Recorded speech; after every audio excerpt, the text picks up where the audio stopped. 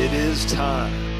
It is time to brew your best beer. Brought to you by Beer Greens Supply Company, BrewTubers Online Brewers Club, Brew UK, Panhead Brewery, Tanner Ritchie, Finney's Homebrew Emporium, Brig Selv, Hackney Brewery, Hashigo Sake, Mangrove Jacks, Sprig and Fern Tavern, Yakima Valley Hops.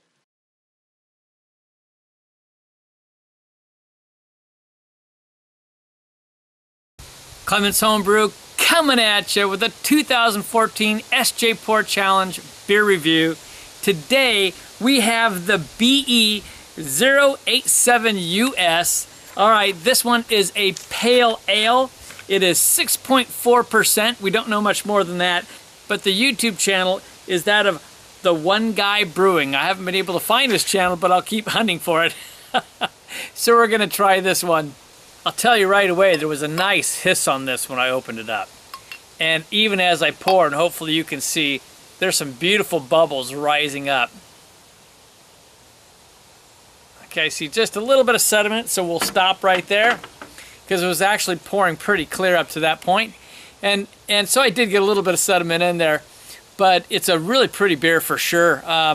It's not totally pale, I'd say. It actually has more of an IPA color to it, and a white head on there. It's about a one-finger head, but I love the bubbles that I see coming up. It's a really pretty beer. Let's get a nose on it.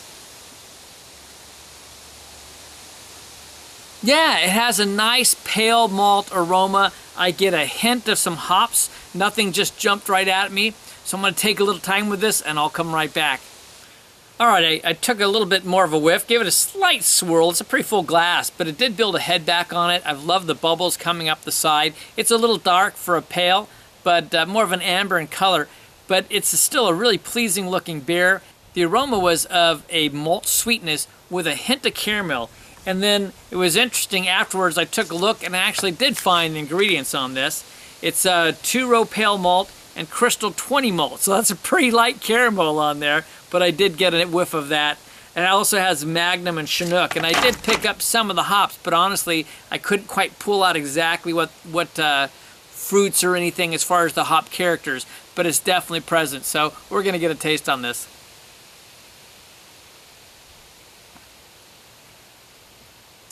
Wow, though, I'll tell you what, I got the hops on the taste. I sure did. And the first two things that struck me were interesting was I got lemon and I got pine. I got a nice bit of pine. And as it sits on my mouth, I'm getting more of that pine, but I'm getting a bit of the sweetness as well. I'm gonna drink a little bit more, make some notes, and be right back. I just wanna show you now that I've drank it down, I can swirl it more. Look how much that head is building up. Look at the legs that it's leaving on the side of the glass. Quite a pretty beer now. Really attractive, and I'm still seeing bubbles rising up the side. It's a nice medium carbonation. It's really pleasing on the throat. It's not overcarbonated. They're medium to small bubbles, I would say. Really nice, and look at the lacing that this is providing. It's a very attractive beer for sure.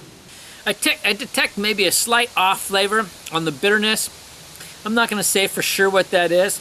The off flavor might be my fault since I did pour a little bit of the bottom in, and that's unfortunate. I do get a little bit of grapefruit type flavor off this as well. Not real strong, but it's definitely there.